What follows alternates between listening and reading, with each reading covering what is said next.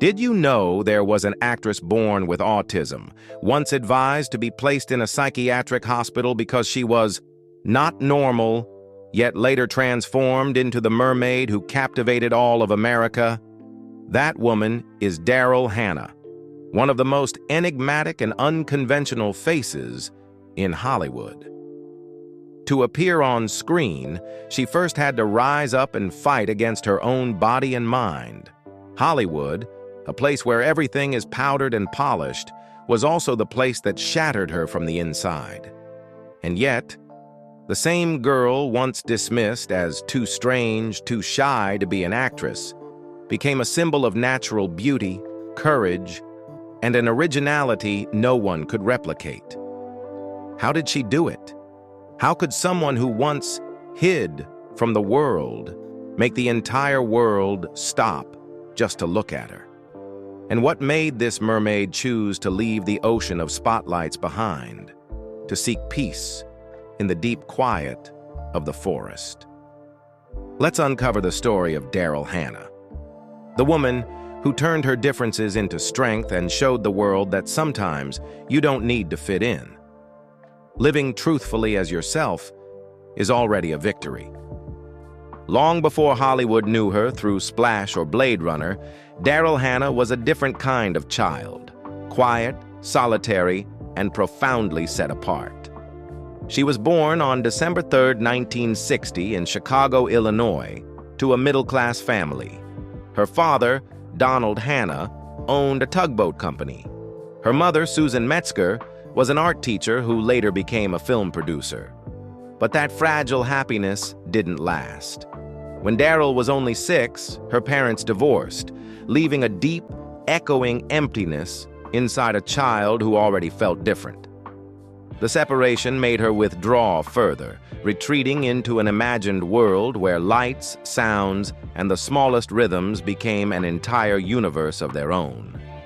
From a very early age, Daryl Hannah showed signs of what doctors today would identify as Asperger's syndrome, a form of autism spectrum disorder. She often rocked back and forth to calm herself, was mesmerized by firelight, and struggled to communicate in the way other children did. Instead of playing with classmates, she would sit alone for hours, drifting through endless imagination. She didn't see herself as shy, nor even introverted, more like she was always floating in another world. Her mind wandered through dreamscapes no one else could enter. Her body sat in the classroom, but her spirit wandered somewhere far away, unable to touch others and untouched in return. In the 1960s, when Daryl was a child, medicine had no concept of Asperger's syndrome. To the adults around her, she was simply a lost child. Doctors administered the Rorschach test, those abstract ink blots children are asked to interpret. Daryl's answers were judged completely wrong. They labeled her abnormal, emotionally deficient, and urged her mother to sedate her, even to place her in a psychiatric institution. Her mother refused. She quit her job, let Daryl stay home from school for an entire year, and allowed her daughter to live freely inside her own imagination, drawing, dancing, watching movies, listening to music, reading, and talking to herself in the mirror. In that year, Daryl learned something no school could ever teach: how to connect with the world without losing herself. She later shared that if her mother had followed the doctor's advice, she might have ended up locked inside a hospital. That year saved her. A year of pure imagination and absolute freedom. It transformed a little girl once labeled abnormal into a sensitive artist's soul, always searching for ways to express emotions that words could never fully contain. But growing up autistic was never easy, especially for a girl. Experts now say autism in girls is often overlooked because society accepts shyness as normal. Many girls like Daryl learn to mimic the emotions and behaviors of others to hide their differences. Researcher Meng Chuan Lai, Sfari.org, calls them the orphans of autism studies, because diagnostic standards were built almost entirely around boys. Like many other girls, Daryl hid her fear beneath a gentle exterior, trying to fit in by observing and copying those around her.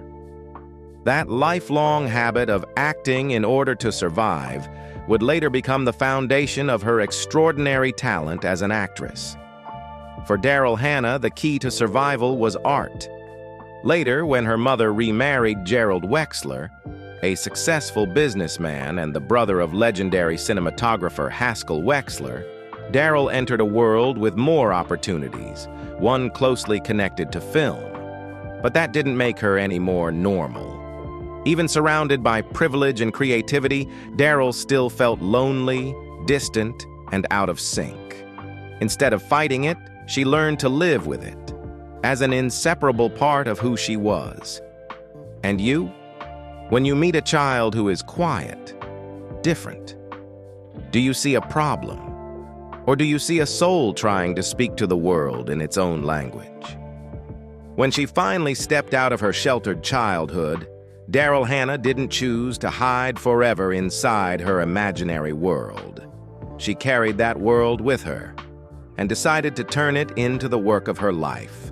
As a child in Chicago, on sleepless nights, Daryl would sneak out of bed, sit alone in front of the television, and watch The Late Late Show, which played black and white films from the 1930s and 40s. At school, while her classmates laughed and played outside during recess, she hid in the library, reading about cinema, actors, and the people who used images to tell their stories.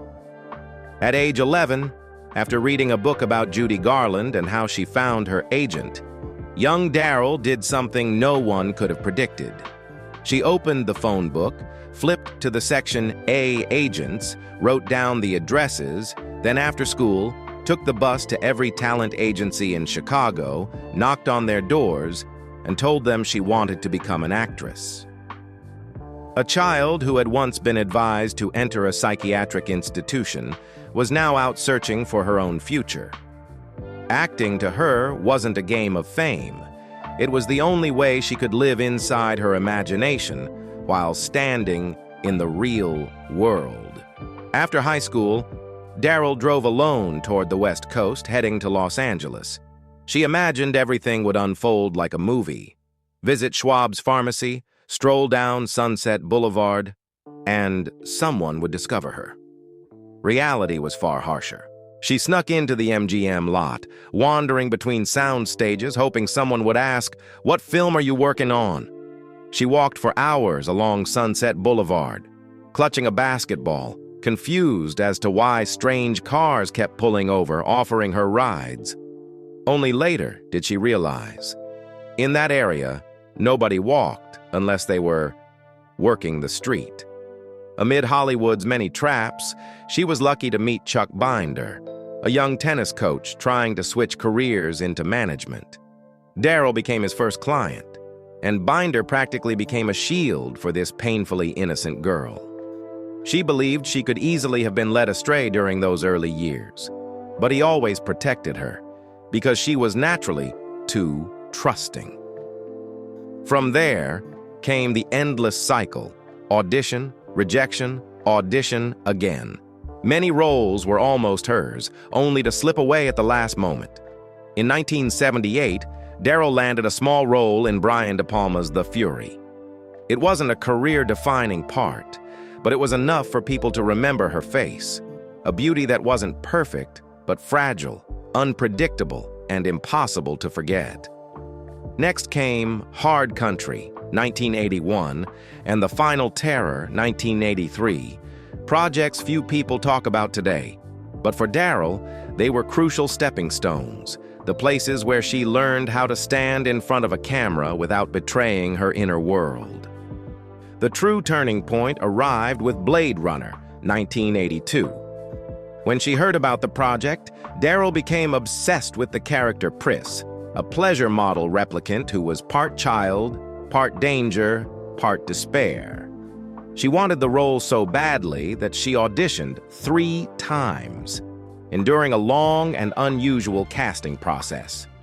One day for hair, one day for costume, one day for makeup. Each actor designing their own look. Daryl followed her instincts.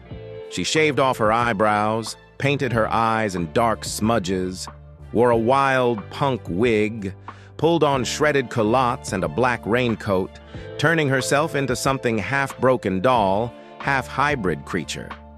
But when she arrived and saw the other actresses looking like glamorous women of the future, she burst into tears, convinced she had turned herself into a monster among goddesses. But in truth, that monster won her the role. Pris needed to look unbalanced, unpredictable, not quite human, and Daryl, well, with her lonely, autistic childhood, understood that feeling better than anyone else. In one memorable scene, Pris dives through a pane of glass. Daryl slipped, her elbow smashed through the glass, and she fractured a bone, real blood spilling onto the set.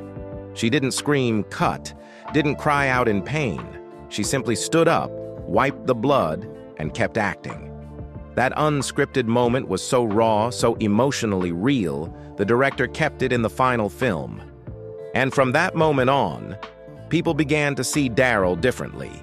They saw her talent, her total immersion in every scene, the way she didn't act her characters, but allowed them to live through her. Blade Runner didn't just put her on the map, it proved she was the kind of actress who bled for a role, literally. Blade Runner turned Daryl Hannah into an icon of science fiction cinema. But for her, it was not a triumphant finish line. It was the beginning of a constant, gnawing fear. How could a woman with autism, someone shy, anxious, terrified of crowds, survive in a world where from now on every spotlight would shine directly onto her face? While Ridley Scott had audiences debating whether she was human or machine in Blade Runner, just 2 years later, the world would be stunned again. This time by pure magic. Daryl Hannah became America's mermaid. In 1984, the film Splash premiered, a romantic fantasy where she transformed into Madison, an innocent sea creature who falls in love with a human man, played by Tom Hanks. The film didn't just launch Tom Hanks into stardom, it took Daryl Hannah from a strange actress to a mainstream cultural icon. She stepped out of the shadows of Blade Runner and swam straight into Hollywood's brightest light. On screen, Madison was gentle, pure, and enchanting in a way no one had seen before. Not seductive, but innocent enough to soften even the hardest hearts. Off-screen, Daryl became almost one with the character. She recalled spending hours underwater during filming, swimming without any breathing equipment. The scene where she rises from the ocean, wet hair, glowing eyes, was entirely real. She said, "I just swam. They said action, and I came up as myself." But behind the film's huge success were anxieties she kept hidden. During the kissing scene with Tom Hanks, Daryl was painfully nervous. She had never had a boyfriend, and the embarrassment overwhelmed her. And in many underwater scenes and moments where her skin was exposed, she remembered a constant unease.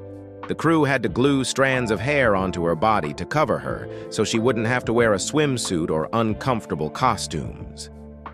Despite the magic the world saw, the woman behind the mermaid was still fragile, still fighting the same battles she'd carried since childhood. Even though Splash earned over $70 million in the US alone and pushed Daryl Hannah to the peak of fame, she felt more lost than ever. After every premiere filled with flashing cameras and people shouting her name, Daryl would look for a quiet corner just to breathe. Because she feared crowds, feared eyes staring at her, feared having to smile while her heart was pounding uncontrollably. Fame, for her, wasn't glory. It was a test of survival for someone who had spent her life trying to escape the spotlight. The irony was painful. The more famous she became, the more terrified she grew of the very system that celebrated her. In a rare admission, she revealed that for the first 20 years of her career, she almost never gave interviews, never appeared on talk shows, never did promotional tours. Even during Steel Magnolias, when the cast was invited to appear on The Oprah Winfrey Show, the dream platform for every actor in Hollywood, Daryl had to decline. Just imagining herself standing in front of a packed audience made her dizzy. Her hands went cold, and she knew she might faint at any moment. She had fainted from stress before. The thought of facing a sea of people nearly paralyzed her. From a girl once labeled abnormal, Daryl Hannah became a phenomenon, a real-life mermaid. But people forgot one thing. A mermaid cannot breathe for long once she leaves the sea. They saw her as a symbol, but she never wanted to be just an image. She wanted to tell stories, live truthfully, and protect the part of herself that was different. After Splash, Daryl Hannah entered what many assumed would be the peak of her career. But for her, it became a period of constant experimentation, a long struggle to escape the shadow of the mermaid. She tried her hand at Roxanne, 1987, a romantic comedy that allowed her to show she could be sharp and witty, not just dreamy. Then came Wall Street, 1987, Steel Magnolias, 1989, and later, Grumpy Old Men, 1993. Films that kept her name alive throughout the 80s and 90s, even if none matched the impact of Blade Runner or Splash.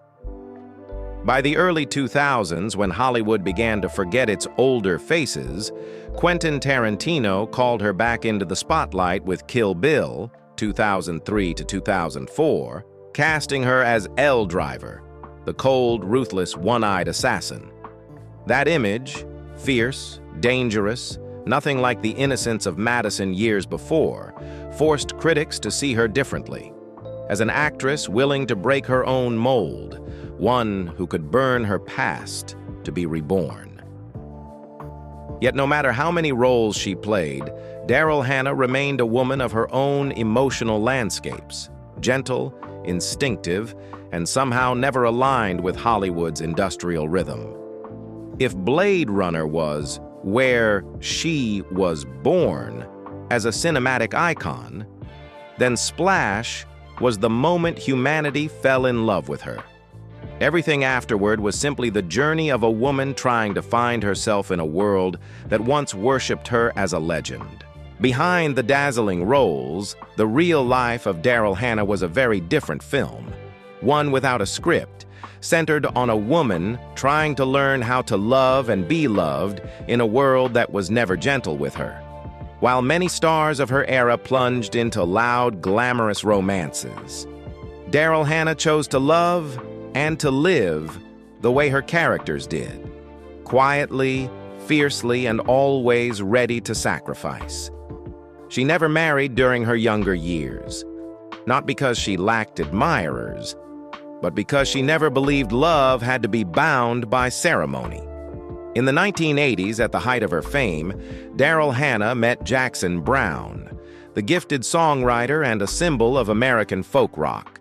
They were together for nearly a decade, living in Santa Monica, and to the public, they looked like a perfect pair. He, the man of emotional political ballads, she, the fragile, dreamlike actress who seemed to float through life. But behind that calm facade were years of silent fractures. Browne was constantly on tour while Daryl lived inwardly, afraid of crowds, avoiding parties, premieres, and industry events. They drifted apart not with fights, but with silence. In the early 1990s, the relationship ended, and the media erupted with rumors that Daryl Hannah had been assaulted by Jackson Browne at their home. At the time, the press spoke almost exclusively about the Santa Monica incident, a story stitched together from unverified accounts. Daryl did not speak. Browne also remained silent for months until he released his album I'm Alive in 1993. In his interview with the Los Angeles Times, he said the songs were stories of family crisis and heartbreak, not a defense or rebuttal. The truth stayed locked between two people, and the world moved on, leaving behind more questions than answers. Even so, the public continued to read hidden meanings in Browne's lyrics as sad echoes of Daryl. And the tabloids refused to let the story die. Some of Browne's closest friends, like Don Henley and J.D. Souther, publicly defended him, but the wave of criticism didn't stop. For nearly a decade, the phrase Daryl Hannah abuse case kept resurfacing in documentaries and TV programs, despite the fact that no legal evidence ever supported it. In 2003, Fox Television Studios and VH1 were forced to issue public apologies after airing segments that implied Browne had assaulted Daryl Hannah. The Santa Monica Police Department re-reviewed the allegations and confirmed there is no evidence that such an incident ever occurred. Browne reaffirmed that he had never harmed Daryl Hannah, and the police backed that statement. The story ended not with the voices of those involved, but with their silence. Daryl Hannah never denied it, but she also never confirmed it. After their breakup, Daryl disappeared from Hollywood for a long stretch, distancing herself from cameras and the relentless cloud of rumors. For her, it wasn't just the end of a relationship. It was a spiritual turning point.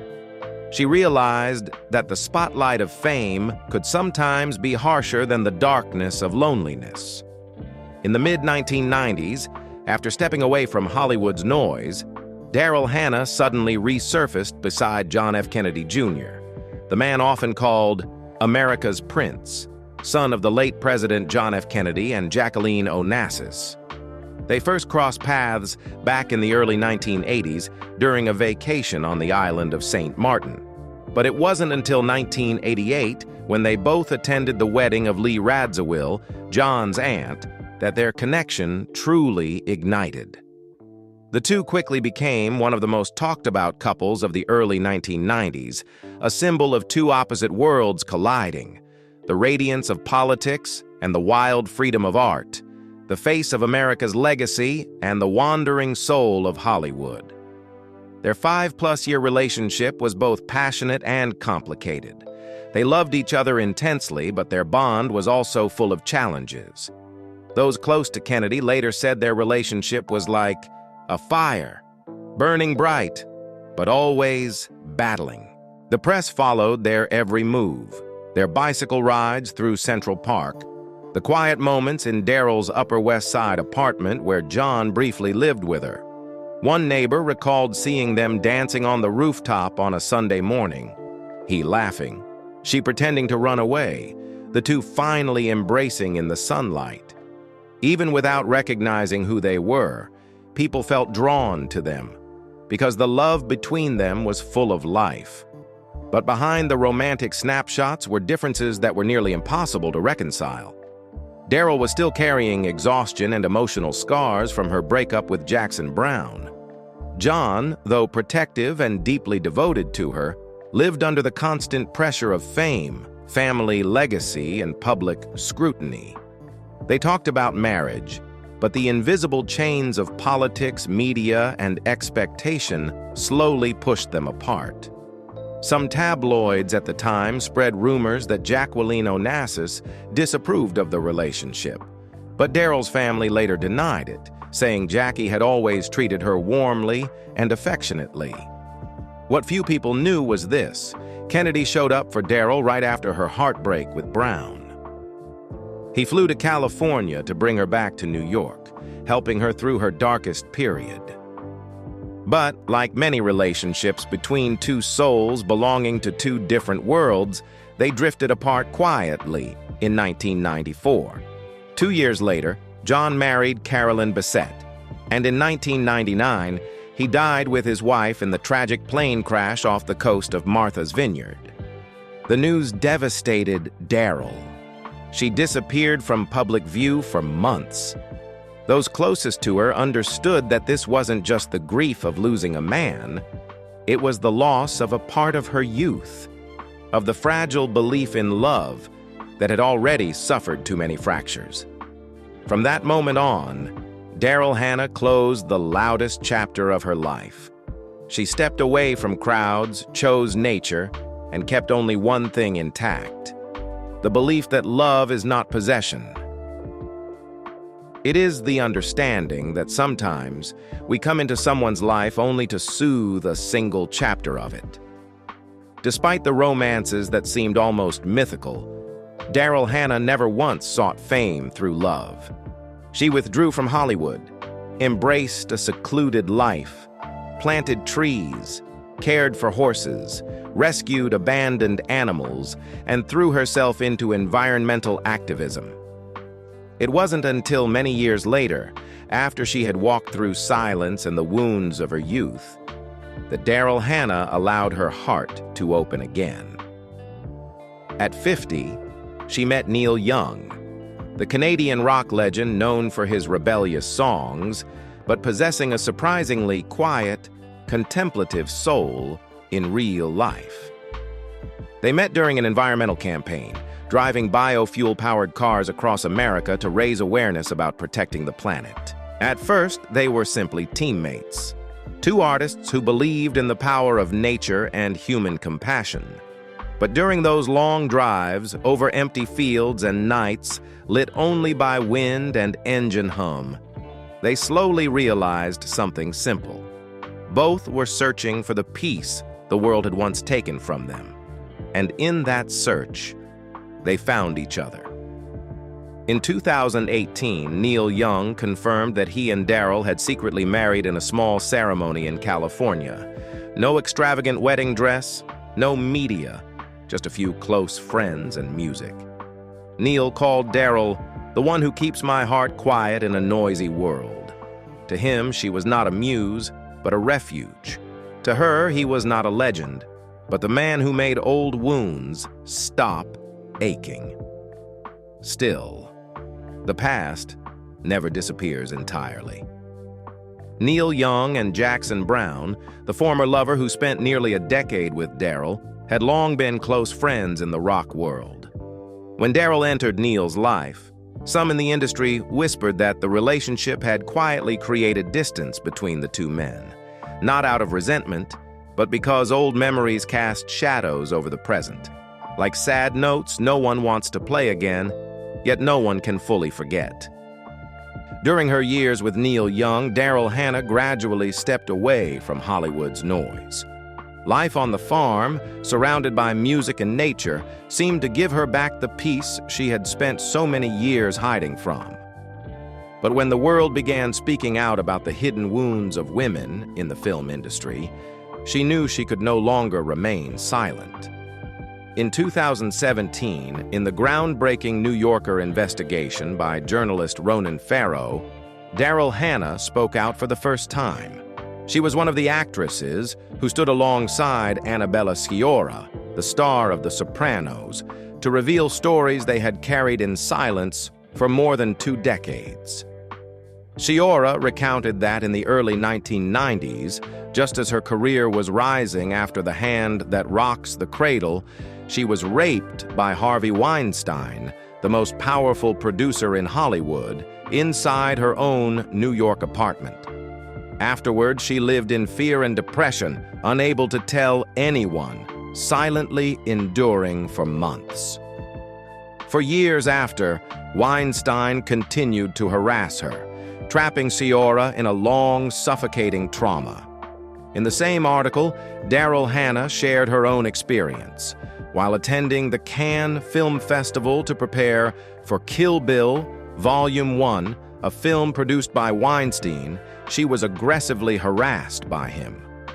One night, Weinstein came to her hotel door, pounding violently and refusing to leave. Terrified, Hannah had to escape through an external door to get away. She had survived Hollywood's glare for decades, but this was the first time she publicly revealed the shadows behind it. One might think the ordeal ended there, but years later, while promoting the next installment of the film in Rome, Daryl Hannah recounted another incident. The Hollywood mogul asked her if he could touch her breasts. She said, "No, you cannot." And he reportedly replied, "Then at least let me see them." That moment, terrifying and absurd in equal measure, became a memory she would never be able to erase. Later, Daryl Hannah revealed that she had told powerful people in the industry about what she experienced, but no one cared. At the time, Weinstein controlled much of Hollywood's major projects, and silence had become a survival mechanism. Only after she passed age 50, with independence and safety finally on her side, did she feel strong enough to speak. Not to seek justice for herself, but so other women could recognize their own stories in hers. The bravery of Daryl Hannah and Annabella Sciorra received widespread support in the artistic community. Actress Jessica Chastain publicly shared the article and affirmed her belief in them, turning their voices into a defining symbol of the #Me Too movement. From a fairy tale mermaid to a symbol of courage and rebirth, Daryl Hannah's legacy was never built on awards or blockbuster roles, but on the way she chose to live, quietly, steadfastly, and humanely in a world that once wounded her. After speaking out during the Me Too movement, Hannah continued dedicating most of her time to social and environmental work, causes she had embraced long before Hollywood even understood the word sustainability. She drove biofuel-powered cars, produced her own ecological documentaries, and co-founded numerous organizations focused on marine conservation and clean energy. In her rare interviews, she didn't talk about fame. She talked about the responsibility of those who once had the privilege of being heard. Today, the woman who once feared facing crowds has become a powerful voice for freedom, justice, and nature. She is no longer simply the face of classic films, but a living symbol of resilience, someone who walked through fear and pain and still chose the light. After all the upheavals and losses, Daryl Hannah chose to return to nature, as if returning to her truest self. In her 50s, she no longer cared about fame or spotlights. She cared about the breath of the earth, about the small, vulnerable beings who are hurting. In the early 2010s, Daryl publicly revealed that she had been diagnosed with Asperger's syndrome, a condition on the autism spectrum. The decision surprised many, but it also gave thousands of others, people who had always felt different, a reason to believe they were not alone. She said that understanding herself was the first step toward learning how to live in harmony with the world. From then on, Daryl threw herself even more deeply into activism. She joined numerous environmental campaigns, most notably the movement against the Keystone XL oil pipeline, a symbol of the battle between profit and ecosystems. During one protest, she was arrested. Images of the splash actress in handcuffs amid the crowd became a profoundly moving moment. A Hollywood star no longer standing on a red carpet, but standing in real life, alongside people fighting for the planet. She powers her home with solar energy, drives biodiesel cars, and devotes her time to filming documentaries on climate issues, indigenous rights, and sustainable agriculture. This is no longer acting, this is her real life. In 2014, Daryl Hannah married Neil Young, the Canadian rock legend. Two souls, once filled with wounds, found each other in quietness. They moved to Telluride, Colorado, into the mountains, far from the media, where each morning was accompanied only by wind and horses. In a home powered entirely by renewable energy, they wrote music, directed films, grew vegetables, cared for animals, and held small performances to raise funds for children and indigenous communities. For Daryl, true happiness comes from helping others find theirs, not from being praised. After years of running, she finally found the gentlest kind of light, the one that comes from within. In a world that once hurt her, Daryl Hannah chose to heal with kindness, with action rather than explanation. Looking back on her journey, the one thing she wishes someone had told her earlier is this: don't waste your life worrying about what others think. Much of her youth was covered in fear. Fear of being watched, fear of rumors, fear of cold newspaper headlines that could erase the humanity inside a person. Once, Jacqueline Onassis, someone who understood better than anyone the power and cruelty of the media, told her that by tomorrow, all those headlines would end up at the bottom of a birdcage. The line sounded gentle, but it opened a door. It helped Daryl realize that every judgment, every storm stirred up by public opinion, is temporary. What remains in the end isn't the headlines, but how a human being has lived, has loved, and has held on to their compassion. Daryl Hannah was not born perfect, and she never tried to be. She simply chose to be herself, and somehow that was enough to create something miraculous. From a girl terrified of crowds to a woman who inspires millions, she is the embodiment of strength, of quiet persistence, of surviving and rising above everything meant to break her. If you have ever felt lost, ever believed you were different, remember, that difference might just be your greatest gift. Before we close this story, take a gentle moment. Leave a like, write a comment, or send a small heart as a silent gesture for the woman who spent a lifetime finding her way back to herself. A woman who turned fear into strength, turned difference into a path, and turned lonely days into her own unique light. I hope that when you step away from this story, you carry a bit of softness with you. I hope you live more peacefully with the very things that make you different. I hope your days ahead are filled with clear mornings, quiet afternoons, and calm nights beside someone you love. From Daryl's story to the small room where you're sitting now, here is a sincere wish. May you be healthy, safe, and treated with the kindness you deserve. Thank you for being here, and see you again in the journeys to come.